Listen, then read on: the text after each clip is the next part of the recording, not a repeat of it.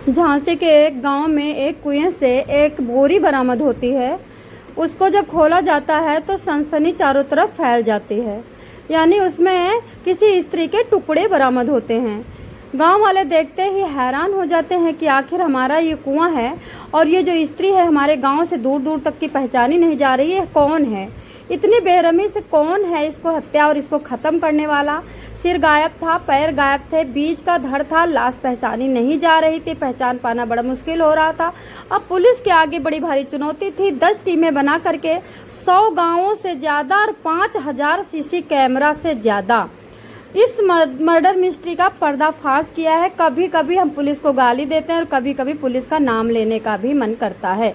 Police चाहे जाए तो समुद्र के नीचे से भी आपकी तहें खोद करके लाके आपके सामने रख दे, और पुलिस ना चाहे तो फिर आपका कुछ भी नहीं हो सकता। पुलिस के हाथ में मानो तो केस का सारा मतलब काला चिट्ठा होता है।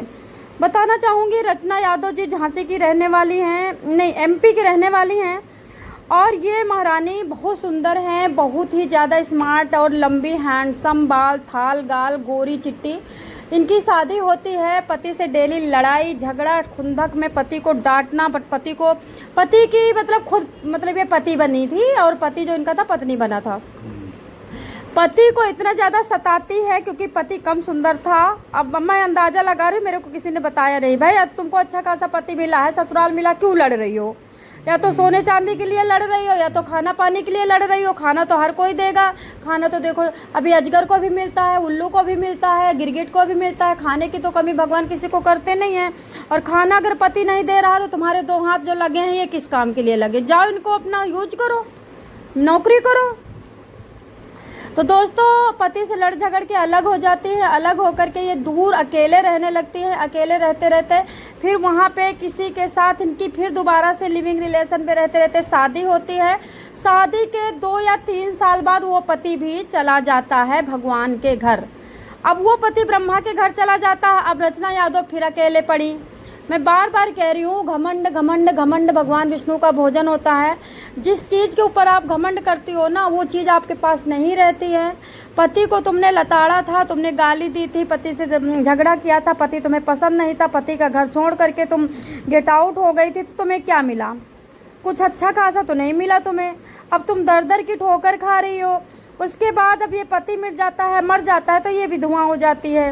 विधवा होने के बाद फिर ये अपना अलग से कहीं अपने सपनों की दुनिया सजाने लगती हैं। अच्छा हाँ, जब ये पति मर जाता है तो जो पति का जेठ होता है दूसरे वाला, जेठ की नीयत इस पे ख़राब हो जाती है, क्योंकि ये बहुत सुंदर थी। इनकी सुंदरता के दीवाने इनके जेठ इनको सताते हैं। उसके बाद ये क्या करती हैं, पुलिस में जाती हैं, पुलिस में इनके जेठ के नाम FIR करती हैं और उसके बाद मुकदमा चलना शुरू हो जाता है। जेठ भी नंबर का ढीठ था, उसका कहना ये रहा होगा, ये अंदाजन बता रही हूँ, लिखित में ऐसा नहीं है, कि आके तुम मेरे साथ रहो तभी हम तुमको हिस्सा देंगे, नहीं तो तुम तो एक जगह से भाग के आई हो, दूसरी जगह लिविंग रिलेशन में शादी करी, पति को पता नहीं मरवा दिया हो या फिर मार डाला हो या फिर मर गया हो, तो भाई ऐसे तो नहीं होगा ना। तो दोस्तों, अभी फिर ये जेठ का मुकदमा चलते चलते इनको एक पुरुष मिलता है, और जो पुरुष मिलता है उसका नाम होता है संजय पटेल। और संजय पटेल प्रधान भी हुआ करता है, पूर्व प्रधान था, और संजय पटेल से दिल लग जाता है क्योंकि संजय पटेल इनके जेठ से जो मुकदमा चल रहा था उसमें बड़ी हेल्प करता है और संजय पटेल के साथ आना जाना शुरू हो जाता है। अब संजय पटेल के भी पीछे ये पड़ गई। भाई एक बात बताओ, विधवा औरत बदसूरत औरत का कोई नहीं होता है। विधवा औरत, बदसूरत औरत, बूढ़ी औरत, तीनों औरत को अपने लिमिट में रहना चाहिए, हार्ड वर्क करना चाहिए, अपनी मेहनत की कमाई खाना चाहिए। अब तो बताओ, इतनी उम्र हो गई, संजय पटेल से चैप हो गई, 2 साल तक संजय पटेल के साथ अपना रही। अब संजय पटेल अपना परिवार देखे, अपना गांव देखे, प्रधान था, दुनिया की जिम्मेदारी थी। अगर आप कहो कि संजय पटेल प्रधान है तो मेरे साथ न्याय करेगा, क्यों न्याय करेगा? प्रधान से पहले एक वो पुरुष है, और एक पुरुष उठते ही सबसे पहले क्या खोज करता है? कोई नई स्त्री। हमें तो ऐसा लगता है 50% और आदमी ऐसे ही हैं, अगर उनको औरत मिल जाए तो उनका दिन भला हो जाता है। नहीं तो तुम संजय पटेल थे, पूर्व प्रधान थे, तुम्हारी पत्नी थी, तुम्हारे बच्चे थे, तुम्हें क्या जरूरत थी रचना यादव विधवा और गंदी और लड़ाकू औरत से टच करने की? तो संजय पटेल के पीछे पड़ी। एक दिन बीमार हुई, हॉस्पिटल में भर्ती करवाया संजय पटेल से। वहाँ पे ये ड्रामा करने लगी कि अब मैं जब घर जाऊंगी तुम्हारे, जब मेरे मांग में सिंदूर तुम्हारे नाम का होगा, तुम मुझसे शादी करोगे, मैं तुम्हारे घर में एकदम बिल्कुल रानी बन के रहना चाहती हूँ, तुम्हारे घर के एक हिस्सा मेरा होना चाहिए, मैं तुम्हारी पत्नी हूँ, मैं सुंदर हूँ। अब संजय पटेल किसी तरह से हॉस्पिटल में लड़ाई झगड़ा शांत करके इनसे कहता है कि तुम मान जाओ, हम 10 तारीख को शादी कर लेंगे। 10 अगस्त की शादी की बात तय हो जाती है। उसके बाद ये 10 अगस्त को इनसे बोलता है कि चल हम घूमने चलते हैं लॉन्ग ड्राइव में, वहीं अपना शादी का विचार बनाएंगे। और उधर संजय पटेल अपने भाई संदीप पटेल, जैसा कि आप देख सकते हो इनके बगल में जो संजय पटेल के खड़ा है, ये संदीप पटेल है, उससे बताता है चाचा के लड़के से कि मेरे साथ तो बड़ी गलती हो गई, औरत को मैंने सोचा था बड़ी सीधी सादी है, टीकमगढ़ की, मध्य प्रदेश के टीकमगढ़ की रहने वाली है। तो संदीप ने कहा कि कोई चिंता नहीं, आप मुझे 1.5-2 लाख रुपए दो, मेरे को ज़रूरत भी है, और हम इनका काम तमाम करते, इनकी शादी हम कर देते हैं। ऐसा करके उसके बाद ये उसको लॉन्ग ड्राइव पे लेके जाते हैं। लॉन्ग ड्राइव पे वहाँ पे एक गला घोट करके, इसको काट करके, बोरे में भर करके, उसको लपेट करके 5 किलोमीटर दूर की एरिया में जा करके एक कुएं में डाल देते हैं। वो कुएं में वो सड़ रही होती है लाश, फतेहापुर थाना क्षेत्र के अंतर्गत। वो लाश कुएं में बदबू करते करते जब एक किसान जाता है अपने खेत में जाकर के देखता है कि बड़ी बदबू आ रही है, तो कुएं में झांकता है तो एक बहुत बड़ा बोरा ऊपर मतलब तैर रहा था नाव की तरह।